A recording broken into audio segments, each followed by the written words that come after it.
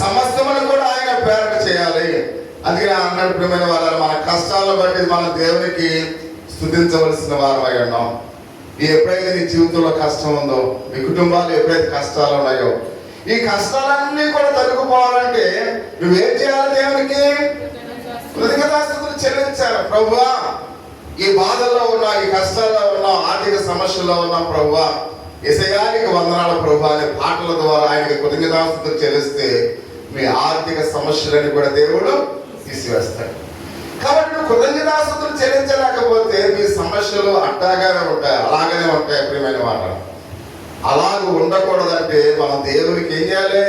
కృతజ్ఞతాస్తుతులు చెల్లించే వారిలో మనము కూడా ఉండాలి. కాబట్టి అందుకని ప్రతి విషయంలో కూడా ఆయన మాట్లాడుతూ ఉన్నాడు. అపోస్తలుడైన పౌలు దేవుడు మనల్ని బలపరచడానికి మనం వాటిని ఉపయోగించుకోవాలి. ప్రియమైన మాట అని దేవుడు ఒక మార్గాన్ని చెప్తూ ఉన్నాడు. అందుకని ఆయన పట్టి ఎంతమానో చెప్పడు. నువ్వు ఎలా చేయి అని చెప్పడు. ఒకసారి చెప్తాడు ఆయన. చెప్పింది మనం సద్వినియోగం చేసుకోవాలి. అంటే మనం ఎప్పుడైతే కృతజ్ఞతాస్తుతులు చెల్లిస్తున్నామో మన గృహాల్లో ఉన్న కష్టాలు పోతాయి, మన గృహాల్లో ఉన్న ఇబ్బందులు పోతాయి, మన గృహంలో అన్ని కూడా మేలుకరంగా ఆశీర్వాదకరంగా దేవుడు ఉంచుతాడు. కాబట్టి మనం దేవుని సన్నిధానానికి ప్రథమంగా మొట్టమొదటిగా దేవుని మందిరంలో మనం ఉన్నట్లయితే ఒకసారి వచ్చే వారం మీరు చూడండి, మీ కుటుంబంలో ఎటువంటి కష్టాలు ఉండవు. ప్రియమైన వారు, ఇది వాస్తది నేను చెప్పే మాట కాదు, ఇది దేవుడు చెబుతున్నాడు. అపోస్తలుడైన పౌలు దేవుని వాక్యంతో మనతో మాట్లాడుతూ ఉన్నాడు. ఎందుకంటే దేవునికి నువ్వు ప్రాధాన్యత ఇస్తే నీ కుటుంబానికి దేవుడు ప్రాధాన్యత ఇస్తాడు.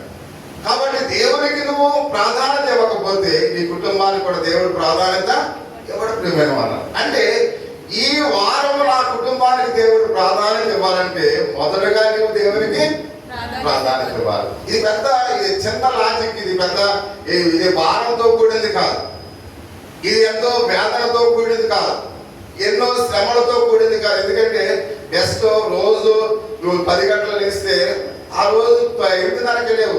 ప్రియమైన వారు, 8:30కి లేస్తే అరగంటలో స్నానం మా అన్ని కూడా చేసుకుని 9 గంటల కల్లా దేవుని మందిరానికి రావచ్చు. కానీ మనం ఏం చేసేవాడు కావాలి? ఇందాక మనం చెప్పుకున్నాం 9 గంటలకు ప్రార్థన అంటే 9 గంటలు.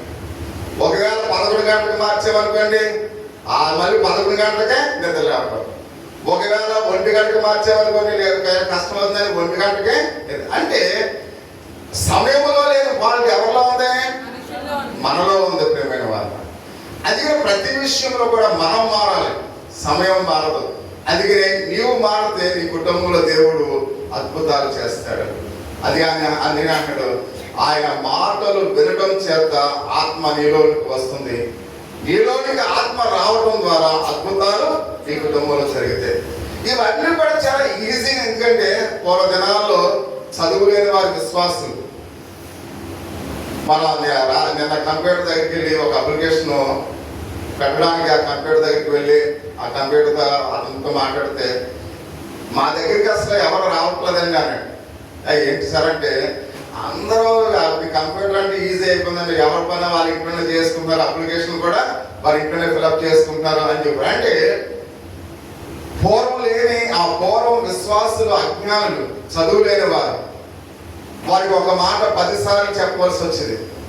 ఇప్పుడు టెక్నాలజీ మారిపోయింది. మీకు ఎన్నిసార్లు చెప్పిన అమ్మ 9 గంటలకు ప్రార్థన కరండి, 9 గంటలకు ప్రార్థన కరండి అంటే వాడు అలా చెప్తూ ఉంటాడు. మనకెందుకు మనం పిచ్చి వాళ్ళలాగా చూస్తున్నారు ప్రతి ఒక్కరు. పాస్టర్ గారిని ఎలా చూస్తారో ఈడో పిచ్చోడు అలాగే చెప్తాడు అనుకుంటున్నాను.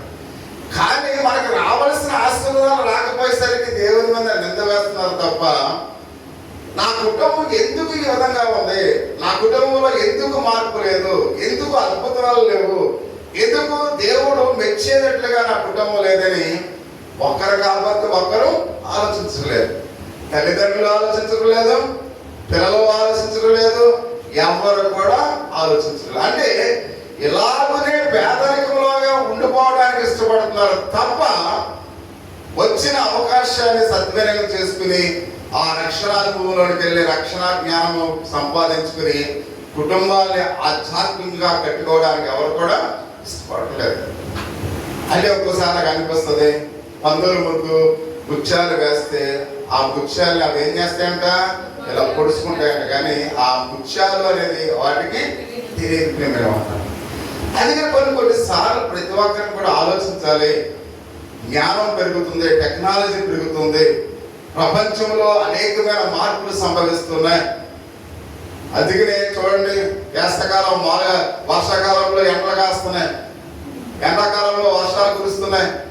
అంటే అన్ని మారిపోతున్నాయి కానీ ప్రజలు మాత్రము మారుతారు. అందుకని దయచేసి మారండి, దేవుని సన్నిధానానికి విలువివ్వండి, దేవుని యొక్క సన్నిధానానికి సమయాన్ని ప్రాధాన్యతనివ్వండి. కాబట్టి ఎందుకంటే మనం అధికులం కాదు, దేవుడు అధికుడు, దేవుడు గొప్పవాడు, దేవుడే ఆయన ఉన్నతమైన ఆసీనుడై ఉన్నాడు. కాబట్టి ఆయనకి ప్రథమ స్థానం ఉండాలి. అంతేగాని మనం ఎలా చెప్తే అలా ఉండాలని మార్తమ్మ గారు లాగా ప్రభుకి ఏం చేస్తుంది, నీకు చింత లేదా అంటారు. కాబట్టి దేవుడిని ప్రశ్నించేవారుగా ఉండకండి. కాబట్టి అందుకని ప్రతి ఒక్కరం కూడా సమయాన్ని మనం ఏం చేయాలి, సద్వినియోగం చేసుకోవాలి. రెండు మాటలు విన్నా. ఒకటి, మనము అవివేకులుగా ఉండకూడదు ప్రియమైన వారు. రెండోది ఫస్ట్ ఏంటి, అజ్ఞానుల వల్ల మనము ఉండకూడదు, జ్ఞానవంతులుగా ఉండాలి, వివేకము కలిగిన వారు ఉండాలి, అవివేకులుగా ఉండకూడదు. అవివేకం ఏం చేస్తాడు, తర్వాత మామూలుగా టపాకి తీసుకుని అంటించి నోట్లో పెట్టుకుంటాడు. అది పేరత ఏమవుతుంది, ముఖం చెల్లా చెదిరైపోతుంది. అందుకని అలాగ అవివేకులుగా ఉండకూడదు. ప్రతి ఒక్కరూ కూడా జ్ఞానవంతులుగా ఉండాలని పరిశుద్ధాత్మ దేవుడు మనతో మాట్లాడుతూ ఉన్నాడు. కాబట్టి ప్రతి విషయంలో కూడా దేవునికి వందనాలు తెలియపరుద్దాం, దేవుని కృపను నిత్యం కూడా మెచ్చుకుందాం. ప్రతిరోజు కూడా దేవుని ప్రేమ మీద ఆధారపడి ఇతరుల గురించి వాళ్ళకి తెలియపరుద్దాం. కాబట్టి ఆత్మపూర్ణులుగా ఉండడానికి మనం సిద్ధంగా ఉందాం. నిజముగా దేవుని స్తుతి మన నోట ఉన్నప్పుడు ప్రియ సహోదరి సోదరా, మనం అనేక మందికి ఆశీర్వాదకరంగా ఉంటాం, అనేక మందికి దీవెనకరంగా ఉంటాం, అనేక మందికి అప్పు ఇచ్చేవారుగా ఉంటాము. కానీ అప్పు తీసుకునే వారుగా అంటే మనం ఎలా ఉండాలి, ఎలా ఉండాలి. అంతే. అది ఎప్పుడు ఉంటుంది, దేవునికి ఇవ్వాల్సిన ప్రాధాన్యత మనం ఇచ్చినప్పుడు మనం ఎప్పుడు కూడా ఎలా ఉంటాం. దేవునికి ఇవ్వాల్సిన ప్రాధాన్యత ఇవ్వలేనప్పుడు మన చెయ్య ఎలా తిరిగిపోతుంది. అందుకనే దేవునికి ప్రథమ స్థానం ఇద్దాం. దేవుడు మిమ్మల్ని మీ కుటుంబాన్ని దీవించిన గాక. ఆమేన్. ఎవరో ఒకరు స్త్రీలో ఒకరు వచ్చి ప్రార్థన చేయవలసిందిగా తెలియపరుస్తూ ఉన్నాము. హృదయ ప్రేరణ కలిగి ఉన్నారు ఎవరో ఒకరు, చిన్నపిల్లలైనా పర్వాలేదు, వచ్చి ప్రార్థన చేయండి.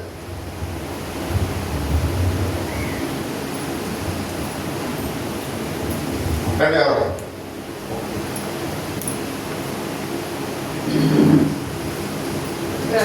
సరగులకు సూర్యించిన పరిశ్రమ కనుమనేసేని కన్నా పాదాలు ఎక్కించే మందం ఇదిగో ప్రభావ పరిశుద్ధ ఆధారం ప్రభావ మాకు ఇచ్చిన విధానం బట్టి ఎక్కించే మందం ప్రభావిసే నీ కృప లేకపోతే ఈ దినాన్ని మేము ఇక్కడ కూడి నేను ఆరాధించే వాళ్ళం కాదు. ప్రభు ప్రభావిసే సమయం పోనీ యొక్క సద్వినియోగం చేసుకొని నీ వాక్యం ద్వారా మాతో మాట్లాడిన విధానం బట్టి నీకు వందం ప్రభావ.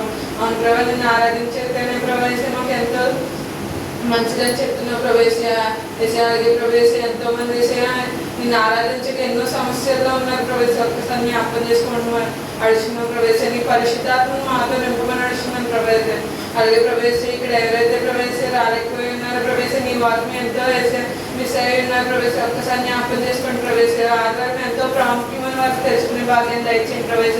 మాకెంత మంచి ఆత్మీయ ఆహారాన్ని గురించిన దైవజనుని బట్టి ప్రార్థిస్తున్నాం ప్రవేశ.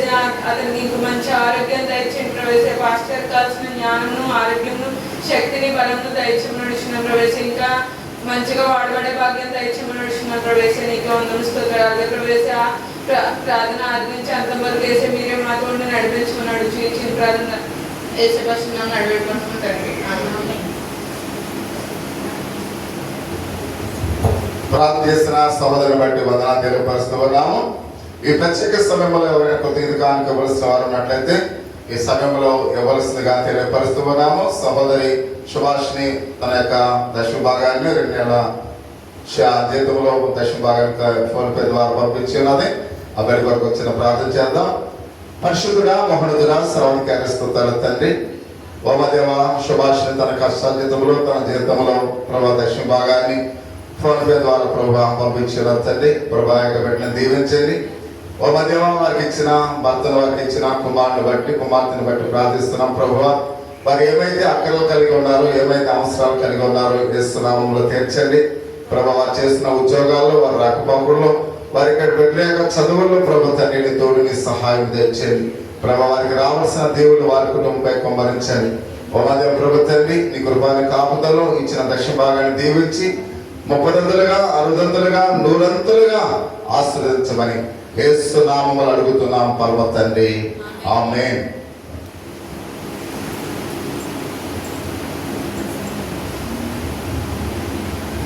పరిశుద్ధుడా మహోన్నతుడా సర్వాధికారి స్తోత్రాల తండ్రి, ఓ మా దేవ సహోదరి ప్రభు భార్గవి తన జీతంలో ప్రభా దశమార్గాన్ని కానుక తీసుకొచ్చిన ప్రభా మీకు వందనాలు. ప్రభాకి ఇచ్చిన ప్రభా కుటుంబాన్ని బట్టి, తల్లిగారిని బట్టి, వారికి ఇచ్చిన ప్రభా యొక్క తండ్రి అక్కలను బట్టి, వారికి ఇచ్చిన అన్నయ్యని బట్టి ప్రభా మరి ముఖ్యంగా దివ్యాన్ని బట్టి ప్రార్థిస్తున్నాం. ప్రభా గర్భఫలం దేవుడిచ్చే బహుమానం స్వాచ్ఛమని వాక్యం సెలవిస్తుంది. ప్రభా అక్కడికి సులువైన కానుకను దయచేయండి. కావలసిన ఆరోగ్యాన్ని, బలమును, శక్తిని దయచేయండి. గర్భంలో శిశువుకు పరిపూర్ణమైన ఆరోగ్యాన్ని, శక్తిని దయచేయండి. దేవ మీకు వందనాలు. అలాగే ప్రభు తండ్రి, ప్రభా భార్గవి జీవితంలో మీరు ఏమైతే ఆలోచిస్తూ ఉన్నారో ప్రభు తండ్రి, మేలైన ఆశీర్వాదం ప్రభా కుమార్తెపై మీరు కుమ్మరించిన విధానం బట్టి మీకు వందనాలు తండ్రి. ఆ యొక్క కార్యక్రమాలన్నీ కూడా దేవుడికి మహిమకరంగా, వారి కుటుంబానికి దీవెనకరంగా